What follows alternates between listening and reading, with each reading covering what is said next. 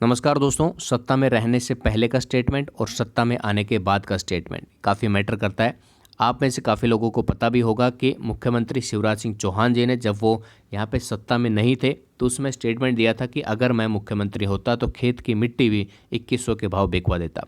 लेकिन अब उनके मंत्री कहते हैं कि ये मेरे विभाग का मैटर नहीं है। आपने सुना भी होगा, एक ऑडियो यहाँ पे वायरल हुआ था, व्हाट्सएप के ऊपर न्यूज़ में भी आया था कि एक किसान भाई ने मंत्री को फ़ोन किया और बताया कि लहसुन के भाव नहीं मिल पा रहे हैं तो वो क्या करें।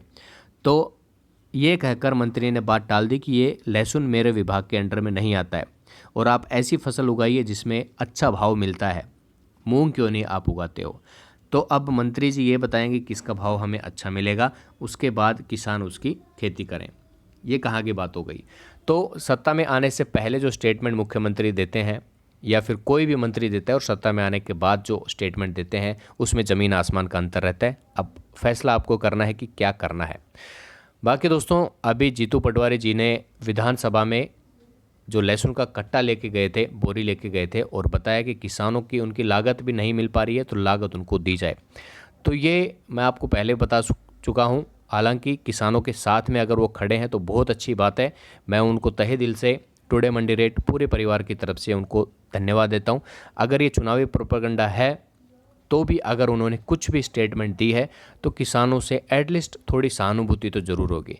तो ऐसी उम्मीद मैं अभी की तत्काल सरकार से भी यही करता हूँ, शिवराज सिंह चौहान सरकार से भी यही करता हूँ कि किसानों का साथ दे और उनको भाव मिले। इसी बात के ऊपर यहाँ पे आप देख सकते हो स्क्रीन के ऊपर कुछ 2-3 लाइनें मैंने लिखी हुई है। 8 से 12 रुपये में खरीद और 18 रुपये में बिक्री। नाफेड से अब डरने की बात नहीं है और 10 रुपये का भावांतर हर किसान को। तो क्या है खबर, ये जान लेते हैं। उससे पहले बांग्लादेश में क्या रिपोर्ट निकल के कल निर्यात की उसके बारे में चर्चा कर लेते हैं। तो 15 सितंबर 2022 को टोटल जो एक्सपोर्ट बांग्लादेश में किए गए थे वो थे दोस्तों 104 ट्रकों का, जिसमें से गोजदांगा बॉर्डर से 34 ट्रक थे और बैलेंस 5 ट्रकों का देखने को मिला। वहीं पे भाव की बात करें तो नासिक का मीडियम मोटा 27 टका तक, मध्य प्रदेश का प्याज 24 टका तक और साउथ का 26 टका तक बिका है। यानी कि भाव तो लगभग समान है, लेकिन जो एक्सपोर्ट किया जा रहा है डे बाय डे उसमें हमें कमी ही देखने को मिल रही है। यानी कि डिमांड जो है बांग्लादेश की तरफ से इतनी नहीं है जो शुरुआती दिनों में हमें देखने को मिली थी। अब बात कर लेते दोस्तों एक स्टेटमेंट की कि मैं मुख्यमंत्री होता था खेत की मिट्टी भी 2100 के भाव बिकवा देता। शिवराज सिंह चौहान मुख्यमंत्री जो अभी तत्काल में है उनका ये कमेंट है। और अब क्या उनके स्टेटमेंट है, उनके मंत्रियों का स्टेटमेंट है, आप भली बात ही जानते हो। उससे पहले एक चीज़ और हम यहाँ पे डिस्कस कर लेते हैं। आटा 100 रुपये लीटर। इमरान की बात सुन पाकिस्तान की जनता भी हुई कंफ्यूज। लोगों ने पूछा बोतल में लाते हो। तो यहाँ पे कुछ स्टेटमेंट एक यहाँ पे आया हुआ है इमरान सरकार का और उन्होंने बताया कि आटा अब 100 रुपये लीटर हो गया है। तो जनता ने यही पूछा कि क्या आटा भी अब लीटर में आने लगा है। ये जस्ट एक फ़न के लिए था, इसके रिलेटेड अभी कुछ नहीं है। बाकी जो अभी पाकिस्तान में प्याज जो है अब चाइना भी सप्लाई करने लगा है। जैसे कि आपको पता है अगर कोई भी देश किसी भी देश में एक्सपोर्ट करता है तो अपने देश की जनता का पहले ख्याल करता है, उसके बाद में एक्सपोर्ट करता है। तो अफ़गानिस्तान और ईरान सबसे पहले आए थे मदद करने के लिए और पाकिस्तान ने उनसे मदद मांगी थी।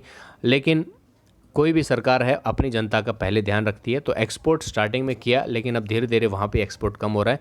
इसी को देखते हुए दोस्तों चाइना अब आगे कूद चुका है और वो अब चाइना जो है पाकिस्तान को प्याज का एक्सपोर्ट कर रहा है। तो ये भारत के लिए बुरी खबर हो सकती है क्योंकि दोस्तों भारत से एक्सपोर्ट नहीं हो रहा है। इनडायरेक्टली हम कह सकते हैं कि भारत से एक्सपोर्ट हो रहा है, जो दुबई के रास्ते हो रहा है, अफगानिस्तान के रास्ते हो रहा है और भारत का प्याज ही पाकिस्तान में जा रहा है। लेकिन अब चाइना कूद चुका है मार्केट में, ये हमारे लिए अच्छी बात नहीं है। चलो फिर भी दोस्त दोस्त के ही काम आता है। एनीमेटर यहाँ पे पाकिस्तान की हेल्प होनी चाहिए किसी भी तरीके से हो, क्योंकि दोस्तों आम जनता जो है वो परेशान नहीं होनी चाहिए। बाकी हम बात कर लेते हैं 10 रुपये के भावांतर के बारे में। तो जैसे कल हमने आपको बताया था कि पाकिस्तान जो नाफेड ने प्याज खरीदा था 8 से 12 रुपये और 18 रुपये वो राज्यों को डिस्ट्रीब्यूट कर रहा है, जो कि एक टेंडर के माध्यम से किया जाएगा। ऑलरेडी 2.5 लाख मीट्रिक टन प्याज में से 50,000 वो निकाल चुका है। उसके पास अब फ़िलहाल जो है 2 लाख मीट्रिक टन प्याज बचा हुआ है, जिसमें दोस्तों अभी गुप्त सूत्रों से खबर ये लगी है कि प्याज जो है 30 से 40% तक ख़राब हो चुका है। ऑन एन एवरेज अगर हम आइडिया लगाएं, अगर 30% भी हम कहते हैं तो लगभग वहाँ पे 60,000 मीट्रिक टन प्याज जो है ख़राब हो चुकी है 2 लाख में से। तो 1,40,000 मीट्रिक टन प्याज बची हुई है। अब भावांतर क्यों नहीं मिलता है, क्योंकि दोस्तों खरीद जो है अब सरकारी संस्था है, किसानों को भी, जैसे कि गरीब किसानों को भी गेहूं सब्सिडी पे देती है, लोगों से 20 रुपये में खरीदती है, 18 रुपये में खरीदता है गेहूं सरकार, लेकिन 2 रुपये, 3 रुपये, 5 रुपये प्रति किलो के हिसाब में वो गरीबों को देती है, जो कि सब्सिडी के माध्यम से। तो मैं ये सरकार से दरख्वास्त करना चाहूँगा कि जब किसानों से प्याज जो है वो खरीद रही है 12 रुपये, 8 रुपये से लेकर 12 रुपये में, तो किसानों को उसका भावांतर क्यों नहीं दिया जा रहा है? किसान भी एक गरीब श्रेणी में ही आता है, इतना माला माल और अंबानी जैसी उसकी औकात नहीं रहती है कि वो एकदम से पूरा अमीर है। किसानी वही व्यक्ति करता है जो आर्थिक स्थिति उसकी ठीक नहीं है और गरीब है।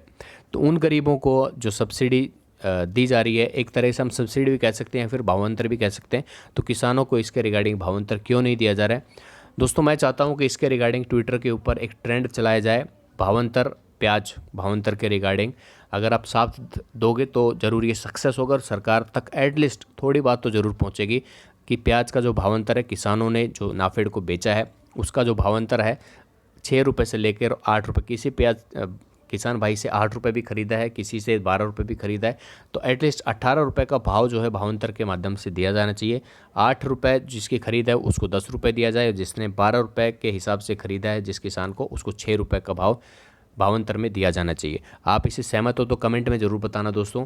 हम इस पर ट्विटर के ऊपर एक ट्रेंड चलाने की यहाँ पे कोशिश करेंगे, क्योंकि हमारे पास में 1,31,000 हमारा टुडे मंडी रेट का परिवार है। अगर 1,31,000 एक साथ यहाँ पे ट्वीट करते हैं तो दोस्तों यहाँ पे ट्विटर के ऊपर तबाही मच जाएगी, और नंबर 1 के ऊपर मैं ये गारंटी देता हूँ कि ये जो हमारा ट्रेंड चलेगा ट्विटर के ऊपर 1 नंबर के ऊपर चलेगा, और ज़रूर किसान सरकार के हर मंत्री के पास में ट्वीट जाएगा और किसान को उसका जो लागत है वो ज़रूर मिलेगी। अगर आप साथ दोगे तो ज़रूर हम इसके ऊपर चर्चा करेंगे शाम को। बाकी बात कर लेते हैं, नाफेड से डरने की बात नहीं है, क्योंकि दोस्तों अब इतना प्याज नाफेड के पास नहीं है और ख़राब होने की स्थिति भी, क्योंकि जब किसान जो है थोड़ी सी प्याज को कंट्रोल नहीं कर पा रहा है, किसान की प्याज जब ख़राब हो रही है, तो एक सरकारी संस्था कितनी केयर किसी भी चीज़ की कर सकती है, क्योंकि पैसा जो पूरा सरकार का लगा हुआ है, जो भी खरीद प्याज की हुई है वो भी सरकार की लगी है, तो एक सरकारी संस्था इतना नहीं देखभाल कर पाएगी जितना एक किसान कर सकता है। और देखभाल करने के बावजूद भी अगर किसान की ख़राब हो रही है तो नाफेड की प्याज तो 100% मैं बता रहा हूँ किसानों से भी ज़्यादा ख़राब की स्थिति होगी। तो इतना प्याज अब जो है उसके पास सही सलामत नहीं बचा है, तो डरने की बिल्कुल भी बात नहीं है कि नाफेड मार्केट में प्याज लेके आ जाएगा तो भाव डाउन हो जाएंगे, तो बिल्कुल भी डरना नहीं है। बाकी हम बात कर लेते हैं आवक की। आज कितनी आवक हमें देखने को मिली है 16 सितंबर 2022 को। तो प्याज की बात करें तो 85 से 90 हज़ार कट्टों की है। आलू की बात करें तो 15,000 कट्टों के आसपास की, और लहसुन की बात करें तो 18 से 20,000 कट्टों के आसपास की आवकें अभी हाल फिलहाल देखने को मिल रही है। फाइनल भाव और आवक शाम को अपडेट करेंगे और चर्चा करेंगे थोड़ी सी यहाँ पे ट्विटर के बारे में कि ट्रेंड हमें किस तरीके से उसको चलाना है ताकि हम सक्सेस हों और सरकार तक ये बात हमारी पहुंचे कि नाफेड जो 18 रुपये दे रहा है वो भावांतर किसानों को मिलना चाहिए। कि जब सब्सिडी के ऊपर गेहूं दे सकता है 2 रुपये में लोगों को, तो किसान को उसकी सब्सिडी जो है एक तरह से सब्सिडी होगी, जो भावांतर है वो क्यों नहीं दी जा रही है। तो आपको जानकारी कैसी लगी हमें कमेंट में ज़रूर बताइएगा दोस्तों, और हमारी जानकारी आपको कैसी लग रही है ये ज़रूर बताइए दोस्तों। जो भी वीडियो हम आपके लेके आ रहे हैं, अगर आपको अच्छे लग रहे हैं तो कमेंट करके ज़रूर बताना कि हाँ भाई अच्छे लग रहे हैं और जानकारी हमें दीजिए, क्योंकि दोस्तों ये सारी चीज़ें इकट्ठा करने में काफ़ी मेहनत लगती है, और मेहनत का फल अगर किसी व्यक्ति को मिलता है तो उसका उत्साह बढ़ता है, जोश बढ़ता है, और नए हौसले के साथ में वो नई शुरुआत करता है। सेम किसानों को भी अगर उनकी मेहनत मिलनी चाहिए। हाल फिलहाल वीडियो में इतना ही, मिलते हैं दोस्तों नए वीडियो में। जय हिंद, जय भारत, वंदे मातरम, जय जवान, जय किसान।